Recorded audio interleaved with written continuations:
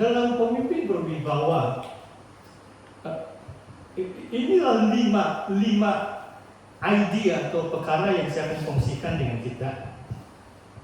Dari Mazmur 133, sebenarnya Pastor sudah bersedia lebih kurang 2 tahun, 2 bulan setengah yang lalu.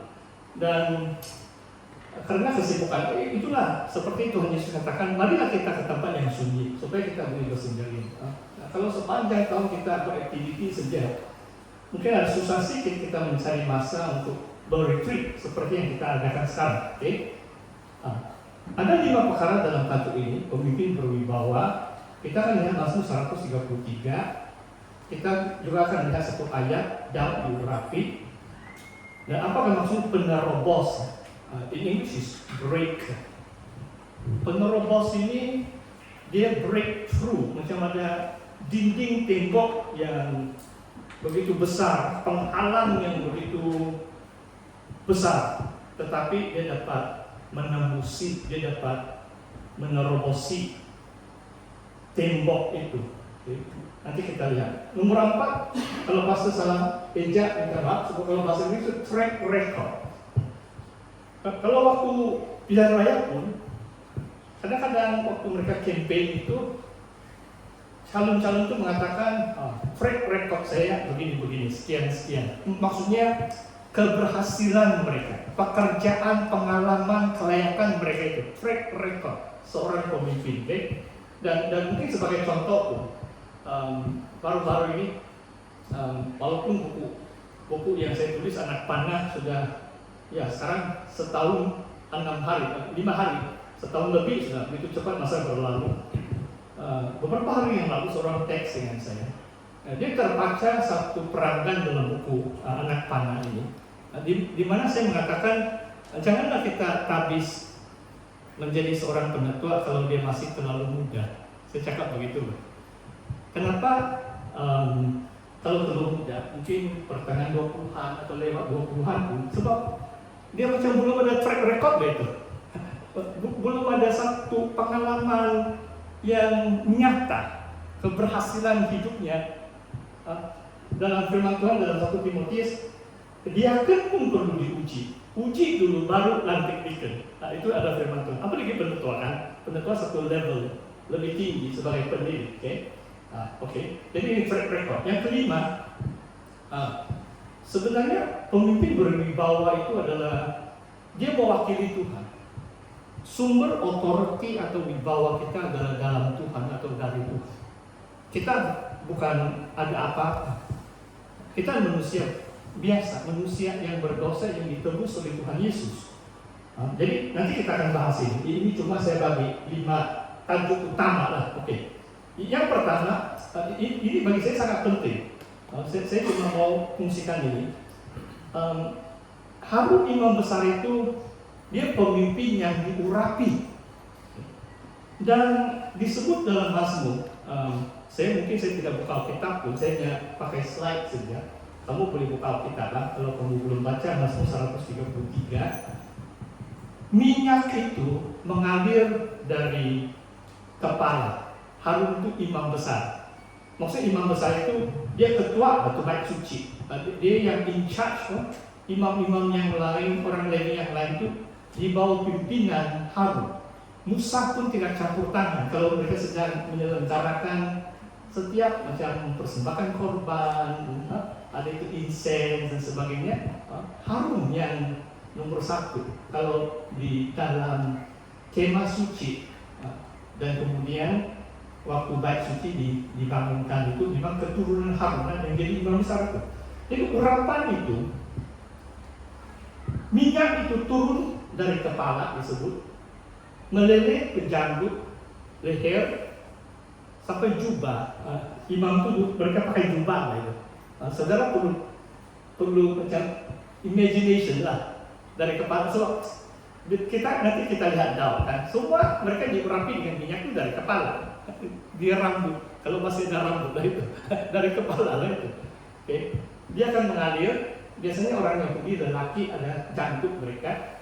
Kalau orang Asia kita tempatan di Sabah mungkin tidaklah, mungkin paling bisa janggut Maksudnya berjangkut ini kamu mesti itu minyak mengalir Pak, sampai itu jangkut pun macam berminyak lah itu. Sebab dia kan mengalir kan sampai leher, jubah dia, jadi itu minyak begitu, oke? Seluruh tubuh badannya. Dan prinsipnya adalah urapan itu, kuasa otoriti Tuhan itu mengalir dari atas, dari kepala sampai ke bawah, okay? Dari atas, dari kepala. Jadi mungkin harap kamu mulai paham sudah. Kalau ini tubuh Kristus, ini macam metafora kan? Gereja itu tubuh Kristus. Jadi urapan Tuhan itu, otoriti itu datang dari pimpinan tertinggi. Mungkin dalam struktur pimpinan kita, mungkin kita boleh sebut pengurusi. Pengurusi. Kita semua SIB di sini. Kalau peringkat kawasan, ketua kawasan. Peringkat sidang gubernur presiden. Jadi kuasa otoriti minyak urapan itu dari kepala, dia turun dari atas sampai ke bawah. Dan urapan itu, kamu baca itu Mazmur, dia katakan di situ, maksudnya dia dapat menyatukan seluruh saudara umat Tuhan itu. Di situ Tuhan memerintahkan berkat. Kalau kepimpinan itu yang Tuhan perkenankan mengambil tempat seturut dengan kehendak Tuhan, urapan itu mengalir dan di situ Tuhan istiharkan, memerintahkan berkat seluruh tubuh. Jadi saya katakan urapan itu dirasai, dinikmati oleh seluruh umat Tuhan karena kepimpinan. Urapan itu dari kepala, okay? Ya, ini mungkin perkara yang sangat penting lah dalam perkongsian saya malam hari ini. Okay. Yang kedua, coba kamu baca ayat. Sebenarnya, saya mau baca dulu ayat. Saya dah bawa kitab, tapi mungkin lebih mudah saya tengok ayat ini. Ayat 1 Samuel 16 ayat 13. Saya bacakan di sini ya. Ini waktu Daud diurapi. Nabi Samuel mengambil tabung tanduk yang berisi minyak itu dan mengurapi Daud. Kadang-kadang perkataan mengurapi pun orang tidak paham. Mengurapi maksudnya minyak itu dituang atas kepala. Tapi dalam satu upacara ilahi, ini bukan permainan. Tuhan yang suruh. Inilah Daud bakal jadi raja, kamu urapi ya. Tuang minyak atas kepalanya. Dan di tengah-tengah saudara-saudaranya, sejak hari itu berkuasalah Roh Tuhan atas Daud.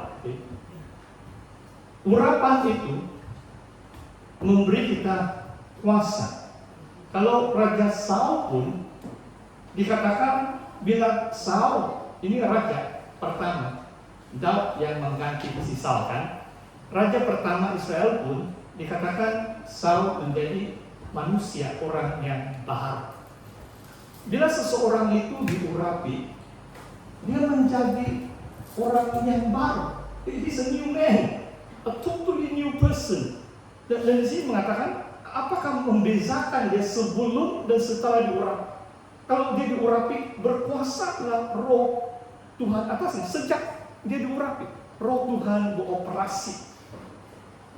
Tuhan memakai Daud secara luar biasa. Kita tahu beberapa bulan kemudian kan, dia membunuh Goliat. Memang dia pengalaman cukup lama, dari 16 tahun, 30 tahun dia jadi raja atas suku Yehuda, 37,5 tahun baru dia jadi raja atas seluruh Israel. Alright? So ini yang kedua. Maksudnya kita menjadi orang yang baru. Memang apa yang pastor mau share ini secara konteks itu. Kita semua pemimpin, termasuk kamu. Terima kasih kamu yang meluangkan masa untuk menyertai, khususnya multimedia dan di bahagian dapur. Benar, jangan kamu anggap kamu bukan pemimpin, tidak penting kan? Bukan kebetulan kamu ada di sini. Jadi maksudnya firman Tuhan ini disampaikan kepada kita semua dengan satu harapan pasti, dan saya percaya inilah kehendak Tuhan. Kita menjadi pemimpin yang berwibawa. Dengan urapan Tuhan berikan kepada kita, kita mulai rasa kuasa Tuhan yang luar biasa dalam hidup kita. Okay? Dan yang seterusnya, penerobos. Saya sangat minat dengan ayat ini. Selalu saya baca ini. Tapi kadang-kadang orang boleh pakai ayat ini, cuma pas aku melihat di sini. Oke, sebelum ayat itu, saya mau sebut satu ayat. Ini di King James Version. Kalau bahasa, itulah kebaikannya lebih dari satu penerjemahan Alkitab. Bahasa Inggris pun.